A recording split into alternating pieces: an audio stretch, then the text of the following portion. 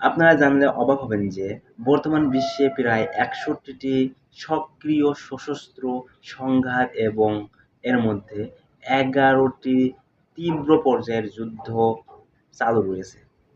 এটি একটি গভীর উদ্বেগের বিষয় যে আন্তর্জাতিক শান্তি ও মানবিকতার স্বার্থে গুরুত্ব দিয়ে দেখার প্রয়োজন।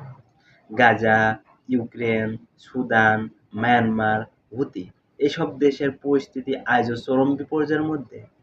২০২৪ সালে সংঘর্ষ ও সংঘাতে প্রায় ১,৬০,০০০ মানুষ মৃত্যুবরণ করেছে, যার মধ্যে প্রায় ২৬,০০০ মানুষ গাজাবাসী এবং ৭৬,০০০ মানুষ ইউক্রেনীয়।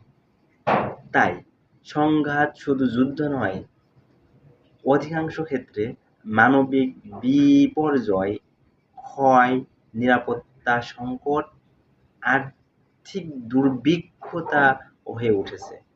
তাই দর্শকরা কমেন্টে জানিয়ে দাও আসলেই কি মানুষ যুদ্ধবিগ্রস্ততার মধ্যে চরম দুর্ভিক্ষতার মধ্যে রয়েছে কিনা। আপনার মতামত জানিয়ে দিন কমেন্টে।